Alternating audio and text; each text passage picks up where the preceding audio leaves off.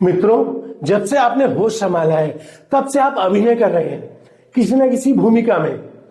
याद कीजिए, पहले बचपन था, फिर किशोरावस्था आई और उसके बाद आई जवानी, जीवन का सबसे महत्वपूर्ण पड़ाव।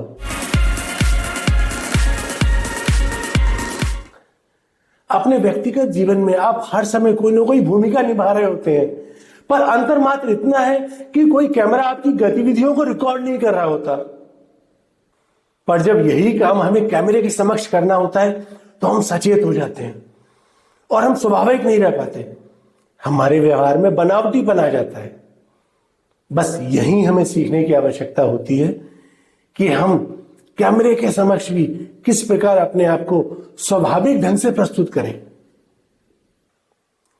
व्यक्तिगत जीवन में कोई कार्य करने के लिए हमें कोई एक्शन अथवा कट नहीं बोलता, पर अभिनय में हमें अपनी दी हुई भूमिका को एक्शन और कट के बीच के अंतराल में ही सीमित रखना होता है। एक्शन पर हम परफॉर्म करना शुरू करते हैं और कट पर रुक जाते हैं। हाँ, एक बात, यहां मैं कैमरा एक्टिंग की चर्चा कर रहा हूं, थिएटर की नहीं। यद्यपि थिएटर में भी हम अभिनय ही करते हैं, पर वहां पर स्वयं को प्रस्तुत करने का ढंग थोड़ा अलग होता है।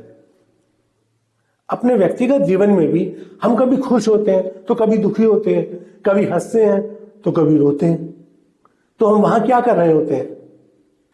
वहां हम अपनी परिस्थिति के अनुसार स्वाभाविक रूप से अपनी भावनाओं को, अपनी संवेदनाओं को प्रकट कर रहे होते हैं। पर ये भावनाएं हमारे भीतर उत्पन्न कैसे होती हैं? वास्तव में ये भावनाएं हमारे साथ हुई किसी घटना अथवा किसी के द्वारा की गई किसी क्रिया का प्रत्युत्तर में उसकी प्रतिक्रिया होती है। मतलब किसी एक्शन के बदले में उसका रिएक्शन होती है।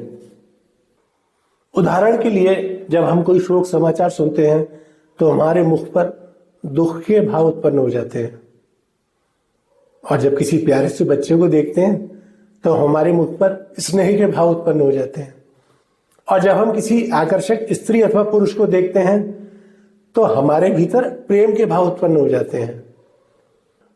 और इसी प्रकार जब हम अकस्मात कोई अप्रिय घटना होते हुए देखते हैं तो हमारे चेहरे पे शौक के एक्सप्रेशन आ जाते हैं। तो बस अभिनय करने के लिए भी आपको इन्हीं भावों को अपनी दी हुई भूमिका में स्वयं को पात्र के अनुरूप ढालकर कैमरे के समक्ष अपना प्रदर्शन करना होता है। तुम साइन करोगे या नहीं? हाँ, मैं साइन करूंगा, मगर पहले उस आदमी का साइन लेकर आओ जिसने निहत्थे देशवासियों पर गोलियां चलवाई।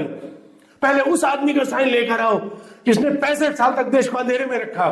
जाओ, पहले उस आदमी का साइन लेकर आओ जिसने देश का बंटवारा होने दिया। उसके बाद मेरे भाई, तुम जहां बोलोगे वहां मैं साइन करूंगा।